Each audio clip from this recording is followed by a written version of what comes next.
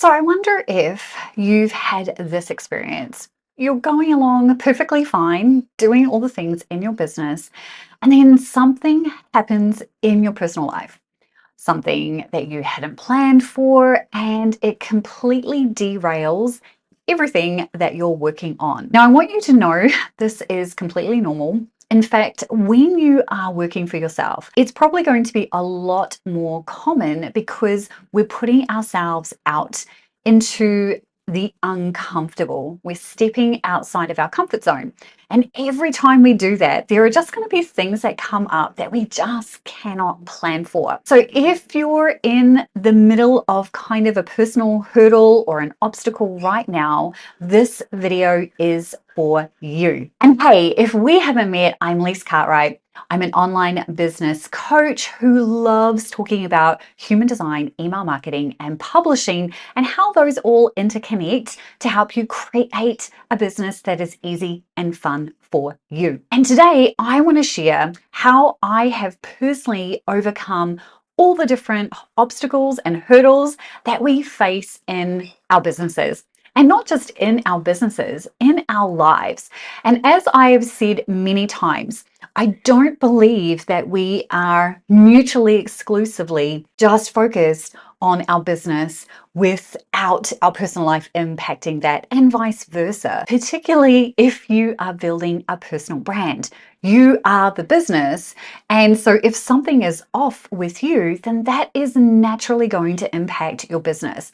So we're going to talk about what you might be experiencing, and then also how you can kind of plan for these things or how you can move through them so that they don't completely derail your business and have you going back to starting from scratch. So I'm going to hazard a guess that you probably already know what the biggest challenge is when it comes to facing obstacles, when it comes to facing hurdles in your business and in your life. Can you guess? It is your mindset. And this is probably one of those hidden things that unless we have practiced awareness around it, it can absolutely derail us in every facet of our life, whether it's business or personal, doesn't matter. Because whatever we are telling ourselves up here is our perception. Right? It impacts everything. And so if we have got a negative Nelly just constantly chattering up there and we're not conscious of it, then it really will self-perpetuate. And that's how we can end up self-sabotaging. So the biggest thing for you to think about, consider, pay attention to is your mindset. And it's not even that you need to have like a mindset shift. It's more about being aware of the thoughts that you're thinking. I'm a huge fan of Mike Dooley, Notes from the Universe, and one of the things that he says all the time is thoughts become things, so choose the good ones. In other words, our thoughts have so much power. And so if we aren't consciously choosing those thoughts, or if we aren't consciously choosing to ignore the negative Nelly, then that's how we can find ourselves in a really bad situation very, very quickly. And this is why I'm a huge fan of human design as well, helping us understand what that looks like, because when you understand what easy and fun looks like for you, whether that's business or life, it becomes a lot easier to recognize when negative Nelly is doing the nice little dance up there. So my biggest tip for you in this moment, particularly if you do find yourself probably more on the negative side than the positive, is to sit down and journal out all the thoughts that you're currently thinking right now. Like, just put everything down on paper and then read back through those and decide whether you believe in those and really believe them, right? Do they have some proof behind them, right? Do you have some actual hard evidence that supports all the things that you're thinking about? And if you don't, then reframe. And really, this just comes back to what's easy and fun for me. How can this just be easy and fun? Now, I actually have a book called Mind the Chatter, and it's all about a very quick 5-minute exercise that you can do every time you recognize that the thoughts that you're thinking just kind of aren't what you want to actually be thinking. So I'm going to link that below. But the bottom line is, if you're not aware of your thoughts, if you're not aware of the mindset that you're currently in, then how do you plan to move out of that? How do you avoid that hurdle? Now, here's the thing. Those negative thoughts never go away. They just don't, right? They're part of us, but we get to decide whether we give them any weight or not. And I know that's easier said than done, and it does take daily practice. But the more that you practice paying attention, the easier this becomes.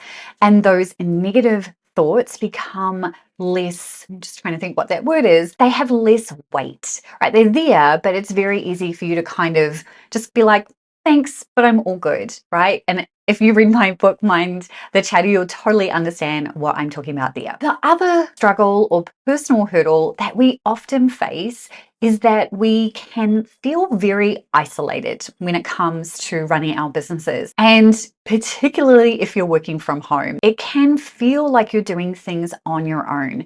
So my biggest recommendation is to find a really good support network, whether that's in-person support networks or online. Actually doesn't really matter. It's just having the ability to talk to someone who understands what it is that you're doing.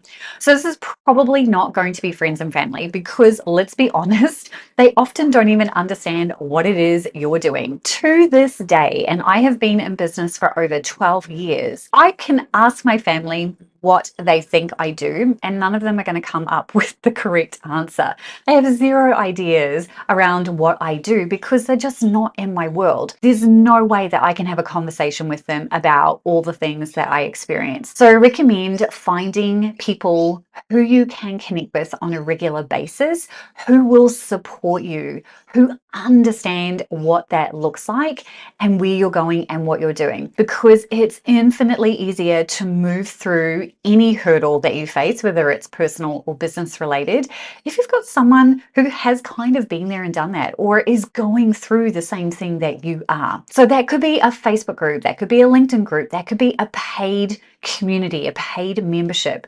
wherever makes you feel safe to have those conversations. That's where you want to hang out. And then I would say the final hurdle that we probably unconsciously face every single day, as in we're not consciously doing it, but it's very unconscious, is that we tend to put everything else ahead of our own needs. In other words, we do not practice self-care very well. And I'm the first person to raise my hand to basically say, yep, I will put my own needs, my own self-care, my own personal things that I actually need to be fulfilled as a human being at the bottom of the list. Now, I've learned that if I don't prioritize my own self-care, that is going to lead me down a very dark tunnel very, very quickly. And what I mean by that is, if you're not taking care of your own needs, of the things that bring you joy, of the things that actually make you happy, then you're going to start to expect other people to give that to you. And here's the thing, it is nobody else's responsibility but your own to look after yourself, right? To make sure that you're getting all the things that you need. It's so easy, particularly as a woman, to put everybody else ahead of you, because it does feel good to do that, but only for a short period of time. So self-care, prioritize it. Now, I know easier said than done, and that's why I'm a huge fan of actually locking it into my calendar. So every single week, I block off at least a 90-minute time block for self-care. Now, self-care can be anything. It could literally be going out to a cafe and having your favorite chai latte or coffee, whatever that is, and doing nothing. It could be going and get a pedicure, which is one of my faves.